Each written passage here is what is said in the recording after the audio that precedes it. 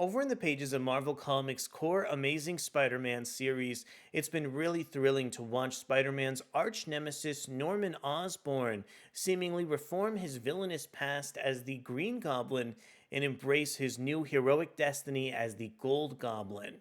However, I think this shift in alignment has really made Norman a target for so many of Spider Man's arch nemesis. The characters of Queen Goblin and Kraven the Hunter have even capitalized on this status quo shift by stabbing Peter Parker with a spear imbued with the sins of a goblin meant for Norman Osborn. My name is Arico Brannock, and today, let's go ahead and see if Norman and Kraven can stop a rampaging Peter Parker over in the pages of Amazing Spider-Man issue 35.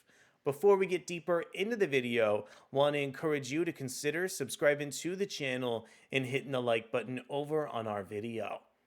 This sets up the next 24 issues of Amazing Spider-Man. Do not miss this.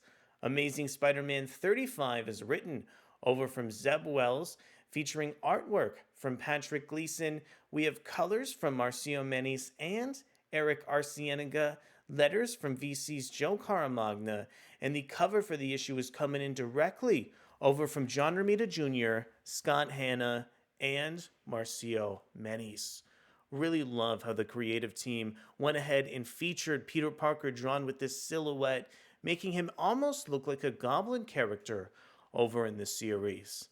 I really love how this cover references the shifting alignment over with Peter Parker seen in the opening pages here. I want to express a big thank you to Adventures in Poor Taste and preview some of the gorgeous interior art for the Amazing Spider-Man 35 coming in over from Patrick Gleason. As we've mentioned previously, it's been really interesting to see Gleason, I think, shift his main tone over on the Amazing Spider-Man into some darker art. One way that you can really see Gleason evoke a darker subtext in this Amazing Spider-Man story is just by how dark some of the panel borders are in the issue. Really love this sequence over in the Holland Tunnel, showcasing Peter really confronting both Queen Goblin and Mary Jane over in the comic book.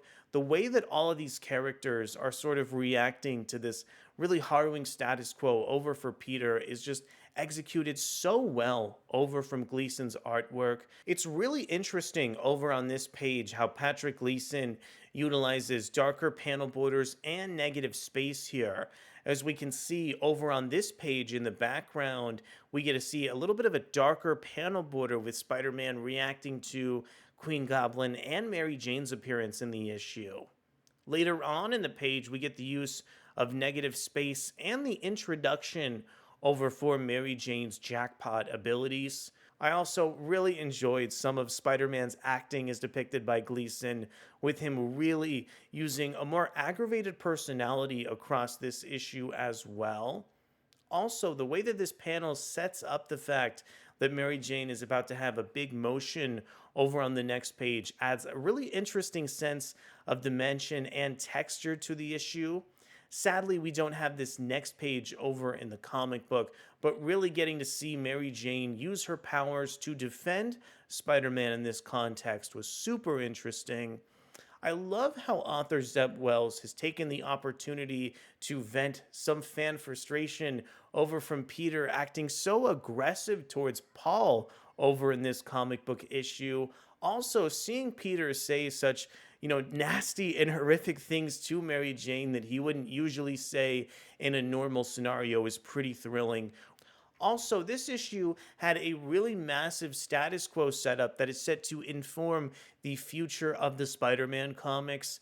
I actually wasn't entirely thrilled in the direction teased in this particular chapter because I think it threatens to undo a lot of the work that Zeb Wells has accomplished throughout his core Spider-Man run. So really hope that there's going to be some bigger plot twist or maybe left turn in a future Spider-Man story that'll help me really appreciate what Zeb Wells has crafted and will add something over to his narrative instead of taking something off the board over for a future issue.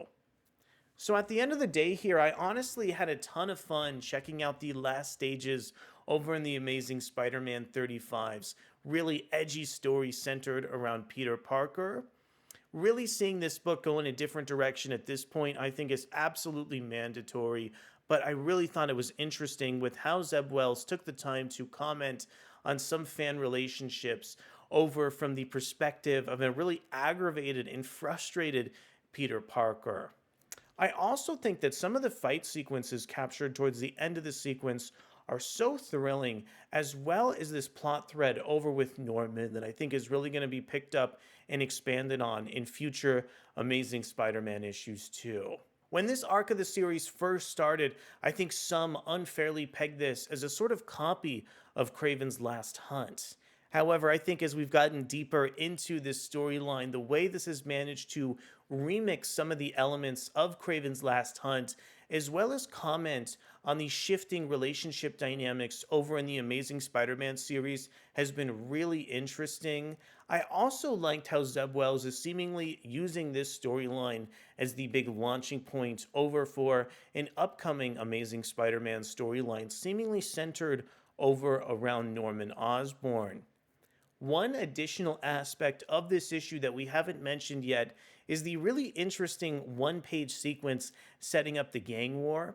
Really interested with how Amazing Spider-Man takes a plot thread introduced several issues ago and then builds an entire storyline centered around it. I want to know from you, did you enjoy this storyline and issue as much as I did? What do you think of where this book is headed next over with Norman Osborn? Let me know down in the comments below.